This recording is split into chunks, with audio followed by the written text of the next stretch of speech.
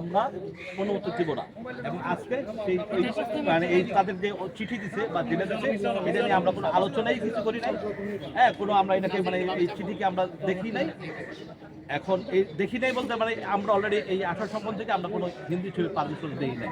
মানে action card ছাড়া অন্য কোনো কোম্পানি যদি আপনাদের কাছে অ্যাপ্লাই করে তাদেরকে সেটা আমরা বিবেচনা করব, ঠিক আছে, বিবেচনা করব। এইটা নিয়ে আমাদের আসলে কথা হয়েছে। আর বিভিন্ন আমাদের কিছু সাহায্য টাহায্য মানুষকে দেওয়ার দরকার ছিল, এটা আমরা দিচ্ছি। আরেকটা বলুন, যেহেতু সামনে ঈদ, আপনারা একসাথে 18 সংগঠন বা অনুসংগঠন বসলেন, গত ঈদে আপনি সহ অনেক প্রযোজক পরিচালক বিভিন্ন ছবি নিয়ে আজ থেকে সমস্যা হয়েছে।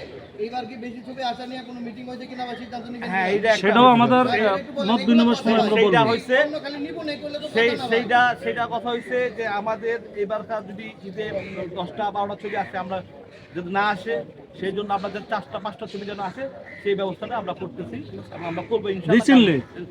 রিসেন্টলি আমরা সেটা মত বিনিময় করব। আমাদের আগামী সপ্তাহে বুধবার দিন এটা নিয়ে আমাদের মত বিনিময় আছে এবং মত বিনিময় আছে। হ্যাঁ, এইটা আপনারা ইনশাআল্লাহ সেদিন জানতে পারবেন, আপনারা জানতে পারবেন। আমাদের সমস্ত প্রোডিউসারদেরকে নিয়ে সেদিন মিটিং আছে বিদেশি সিনেমার ব্যাপারে এই সব কিছু নিয়ে বুধবার। এই বিষয়ে আমরা একটা সিস্টেমে চলে আসবো, একটা নিয়মের মধ্যে থাকবে কিভাবে ছবি রিলিজ হবে।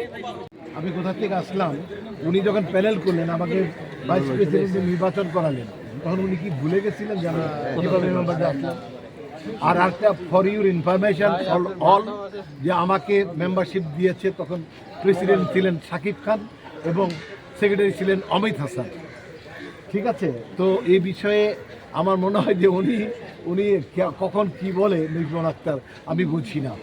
আমার মেম্বারশিপ নিয়ে কোনো রকম প্রশ্ন কারোরই নাই। ওনার ইদানিং ওনার ব্রেনে জাগ্রত হয়েছে, এটা আমার মনে হয় ঠিক হয়ে যাবে বিষয়। এবং তিনি দেশে ফিরে আপনার বিরুদ্ধে আইনি ব্যবস্থা নেওয়ার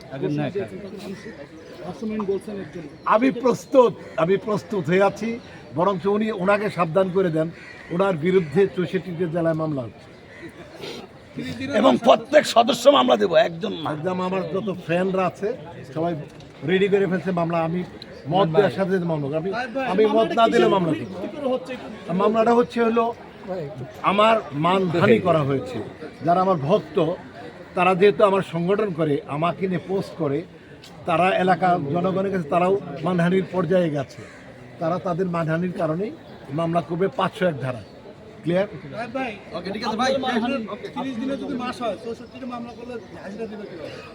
সেটা আকাশ নিবিড় সাথে নিয়ে যাবে।